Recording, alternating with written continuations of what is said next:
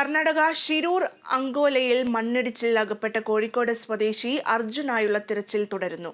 പ്രദേശത്തെ 40% മണ്ണും നീക്കിയിട്ടുണ്ട്. അപകടത്തിൽപ്പെട്ട ടാങ്കർ ലോറിയുടെ HPCL ഗ്യാസ് സിലിണ്ടർ ഗംഗാവേലി പുഴയിൽ നിന്നും കണ്ടെത്തിയ സിലിണ്ടർ മറ്റൊരു ടാങ്കിലേക്ക് മാറ്റാൻ ശ്രമം തുടരുകയാണ്. ജോസഫുണ്ട് വാർത്തയുടെ വിശദാംശങ്ങൾ നൽകുന്നതിനായി. ജോസഫെ, കഴിഞ്ഞ 3 ദിവസമായി ഈ അർജുനായുള്ള അർജുനെ കാണാതായിട്ട്. എന്തായാലും തിരച്ചിൽ ഇപ്പോഴും തുടരുകയാണ്. മണ്ണ് 40% എടുക്കാൻ സാധിച്ചിട്ടുണ്ട് എന്നറിയുന്നു. എങ്ങനെയൊക്കെയാണ് ഇപ്പോൾ രക്ഷാപ്രവർത്തനം പുരോഗമിക്കുന്നത്? ബാക്കി വിവരങ്ങൾ.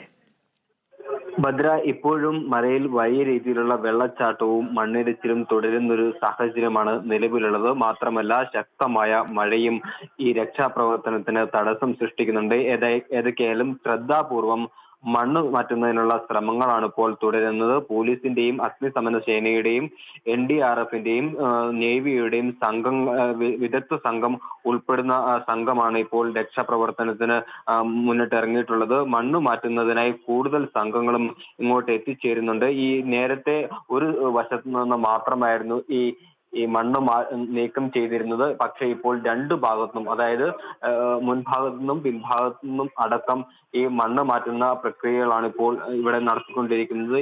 ഈ രക്ഷാപ്രവർത്തനത്തിന് ഏറെ വെല്ലുവിളി സൃഷ്ടിക്കുന്നത് ഈ മേഖലയിൽ തുടരുന്ന കനത്ത മഴയാണ്. ഇപ്പോഴും മലമുകളിൽ ഇടിഞ്ഞു വീഴാറായ പരുവത്തിൽ മണ്ണ് അവശേഷിക്കുന്നുണ്ട്. ഇത് ഇവരെ ഏറെ പ്രതിസന്ധിയിലാക്കുന്നു. ഈ ഭൂമിയുടെ പ്രത്യേകത അനുസരിച്ച് രക്ഷാപ്രവർത്തനം ദുഷ്കരമാണെന്നാണ് അധികൃതർ അറിയിക്കുന്നത്. ശക്തമായ മഴ തുടരുന്ന സാഹചര്യത്തിൽ മലമുകളിൽ ഉലകി നിൽക്കുന്ന മണ്ണ് വലിയ രീതിയിൽ നിലംപതിക്കാനുള്ള സാധ്യതയുമുണ്ട്. മാത്രവുമല്ല, ഈ മലയിൽ വലിയ രീതിയിലുള്ള വെള്ളച്ചാട്ടമുണ്ട്, മഴച്ചാലുകളുണ്ട്.